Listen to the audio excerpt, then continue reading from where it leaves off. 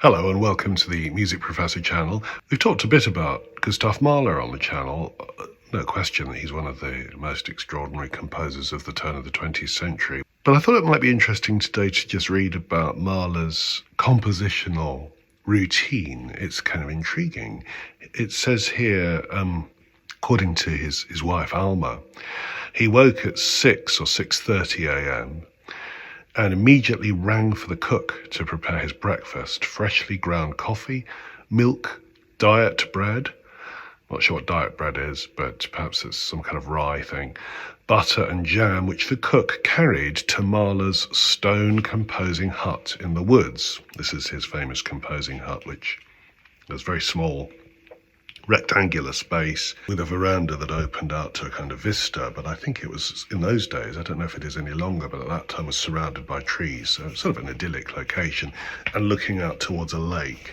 Mahler could not bear to see or speak to anyone before settling down to work in the morning, so the cook had to take a steep, slippery path to the hut rather than the main walkway in order not to risk running into him.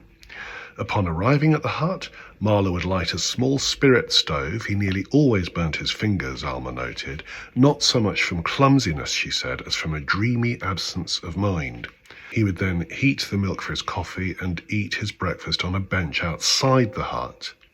Then he shut himself inside to work. Meanwhile, his wife Alma's job was to make sure that no sound carried to the hut during Mahler's working hours. She refrained from playing the piano and promised the neighbours opera tickets if they would keep their dogs locked up. Mahler worked until midday, then silently returned to his room, changed clothes, and walked down to the lake for a swim. Once he was in the water, he would whistle for his wife to join him on the beach. Mahler liked to lie in the sun until he was dry, then jump into the water again, often repeating this 4 or 5 times, which left him feeling invigorated and ready for lunch at home. The meal was, to Mahler's preference, light, simple, thoroughly cooked, and minimally seasoned.